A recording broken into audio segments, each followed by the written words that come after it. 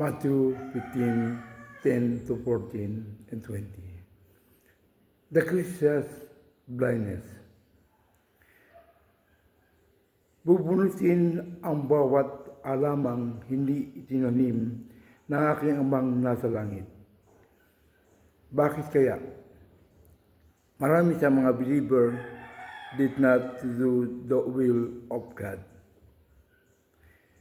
Why hindi binibigyan ng kabuluhan ang salita ng Diyos?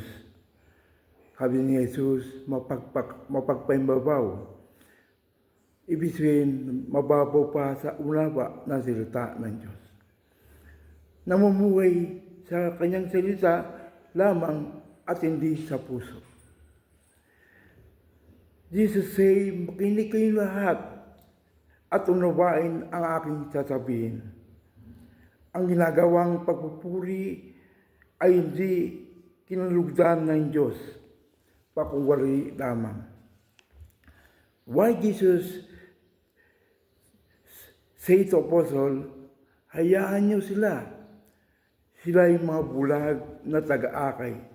At kapag bulag ang akay sa bulag, kapwa sila mahuhulog sa hukay. Gusto malaman ng malagad na unawain nila ang kalooban ng Diyos. Alisin ang mga napaparumi sa tao. Gaya ng masamang isipan, pagpatay, pangalunya, pakikipid, pagnanakaw, pagsaksi sa kasinungalingan, at paninirang puri. Maging marinis tayo sa ating puso. Hindi tayo makakaakay ng tao kapag hindi marinis ang ating puso. Ang gusto ni Jesus ay pusong nakikinig ng salita ng Diyos. Pusong nagpupuri sa Diyos. Pusong nagtitiwala sa Diyos. At masunurin sa kalooban niya.